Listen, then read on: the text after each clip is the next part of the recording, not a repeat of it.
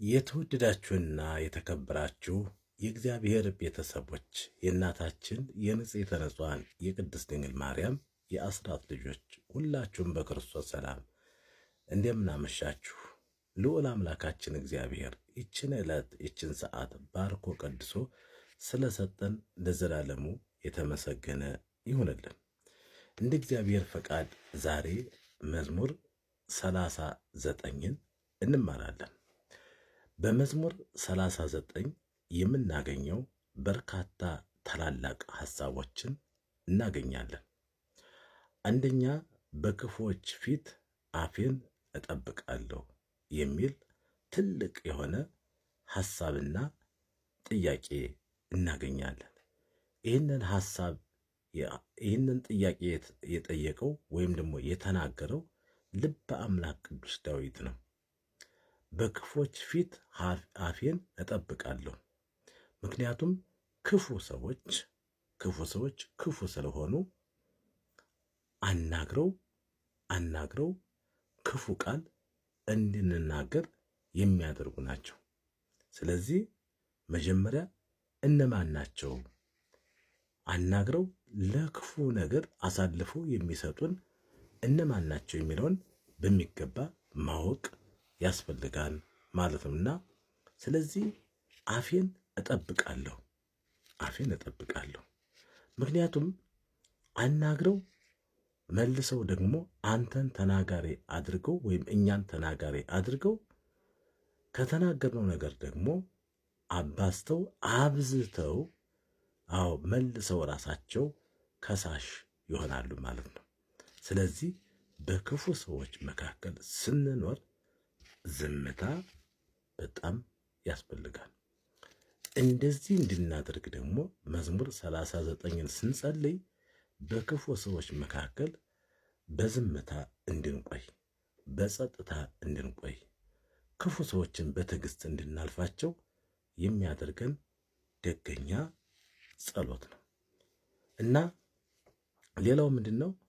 በሰው ፊት ስንንበረከክ ከምናገኘው በረከት ይልቅ ለእግዚአብሔር በምንንበረከክበት ጊዜ የምናገኘው በረከት ትልቅ ነገር እናገኛለን። ብዙ ሰዎች የተሳሳቱት ለእግዚአብሔር መንበርከካቸውን ትተው ለሰው ሲንበረከኩ ከሰው የሚያገኙት በጣም ትንሽ፣ ከእግዚአብሔር የሚያገኙት ደግሞ በጣም ብዙ። ምክንያቱም እግዚአብሔር አምላክ ሁሉ በእጁ ሁሉ በደጁ የሆነለት አምላክ ስለሆነ ለሱ መንበርከክ፣ እሱን ማመስገን፣ ወደ እግዚአብሔር መቅረብ ትልቅ መንፈሳዊ በረከት እንደምናገኝ ልበ አምላክ ቅዱስ ዳዊት የተናገረው ታላቅ ኃይለ ቃል ነው ማለት ነው። ስለዚህ መዝሙር 39ን በምንጸልይበት ጊዜ ለአምላካችን ለፈጣሪያችን ስንንበረከክ አምላካችን ፈጣሪያችን ኢየሱስ ክርስቶስን ስናመሰግን በፍጹም ልባችን በፍጹም ሐሳባችን እግዚአብሔርን ስናመሰግን የእግዚአብሔር ጸጋ፣ የእግዚአብሔር በረከት፣ የእግዚአብሔር ፍቅር በእኛ ላይ ይፈሳል ማለት ነው። ሁለተኛ፣ የሰው ልጅ እንደ ስንዝር ሲለካ ይለናል ቅዱስ ዳዊት። ስንዝር በጣም ትንሽ ከክንድ ያነሰች ስንዝር የእኛን ሕይወት ይቃኛል። የእኛ ሕይወት ስንዝር ናት፣ ትንሽ ናት። የእኛ ሕይወት በጣም ትንሽ፣ አንድ ክንድ እንኳን የማትሞላ በጣም ዕድሜያችን ትንሽ። ለዚህ ትንሽ ለሆነችው እንደ ስንዝር በጣም ትንሽ ለሆነችው ስትለካ ትንሽ የሆነችው ስንዝር ዕድሜያችን፣ ለዚች ዕድሜያችን ወንድማችንን ስንገል፣ እርስ በርሳችን ስንጣላ፣ ስንገፋፋ፣ አንዱ በሌላው ላይ ምቀኛ ሲሆን፣ አንዱ የሌላውን የወንድሙን፣ የእህቱን፣ የጎረቤቱን ንብረት ሲመኝ እንዲሁ ስንዝር የሆነችው ሕይወት ትደርስበትና ከዚች ዓለም ያልፋል ማለት ነው። ምክንያቱም ረጅም ዕድሜ የሚቆይ የለም። ረዥም ዕድሜ ለመቆየት የሰው ገንዘብ አያስፈልገንም። ትንሽ ዕድሜ ለመኖርም በፍጹም የሰው ነገር አያስፈልገንም። ይልቁንስ ስንዝር ለሆነችው ዕድሜ ስንኖር በንስሐ ሆነን እግዚአብሔርን እያመሰግን ለእግዚአብሔር እየተንበረከክን በፍጹም ልባችን በፍጹም ሐሳባችን አምላካችን እግዚአብሔርን እያመሰግን ይቺ ስንዝር ትንሽ የሆነችው ዕድሜያችን እስከምታበቃ እስከምትጠናቀቅ ድረስ ለአምላካችን ለኢየሱስ ክርስቶስ እየተገዛን ለዘላለሙ መኖር እንደሚገባን ልበ አምላክ ቅዱስ ዳዊት በራሱ መስሎ እኛንም ያስተምረናል ማለት ነው። በሁለተኛ ደረጃ እንደ ጥላ መመላለስ። ጥላ ጠዋት በምንቆምበት ሰዓት በጠዋቱ፣ ማታ በምንቆምበት ሰዓት በማታው ይመላለሳል ማለት ነው። ይህች ዓለም እንደ ጥላ ትመላለሳለች። ወይም ደግሞ ጥላ በጨለማ አይታይም፣ በብርሃን ግን ይታያል።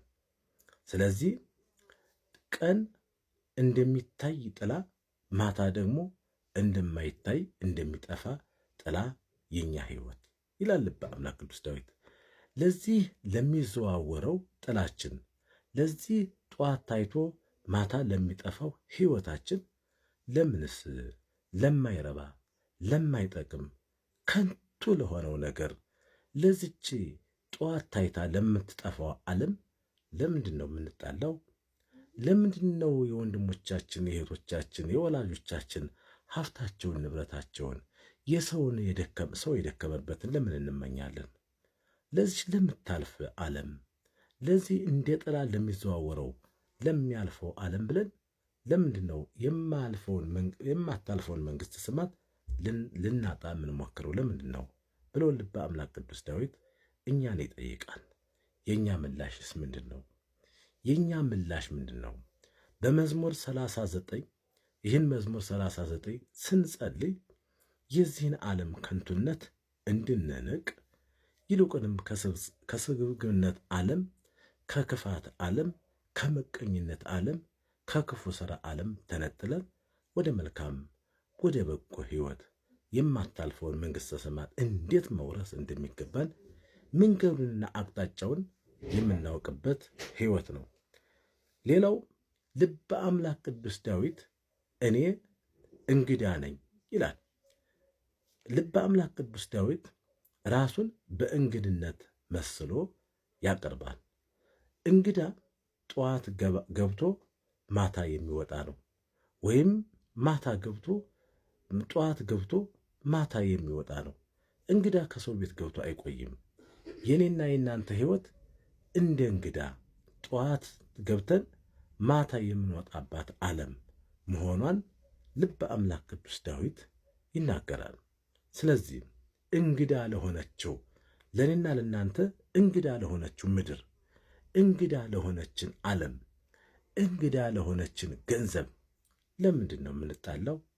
ለምንድን ነው የምንገዳደለው?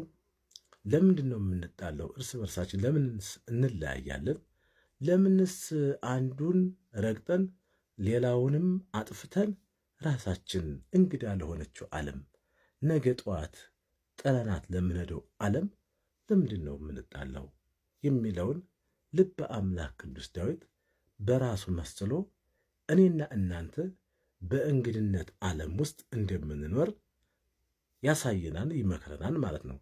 የተወደዳችሁ የእግዚአብሔር ቤተሰቦች ወገኖቼ፣ እንግዳ የሆነውን ዓለም ጥለን እንደምንሄድ ጠዋት ታይቶ ማታ ለሚዘዋወር ጥላ እንዲሁም ደግሞ እንደ ቅጠል ለሚረግፍ ዓለም ብለን ለምንድን ነው በዚች ምድር ላይ ለብዙ ዘመን አንኖርም? ለምንስ እንጣላለን? ለምንስ እንለያያለን? ወገኖች፣ የእግዚአብሔር ቤተሰቦች መዝሙር 39ን በቅንፍ 38ን በምትጸልዩበት ሰዓት እነዚህን ነገሮች ታገኛላችሁ። ወስብሐት ለእግዚአብሔር። ይቆየን። ፎሎ፣ ሼር፣ ኮፕሊንክ አድርጉ። ደህና ደሩ። ይቆየን።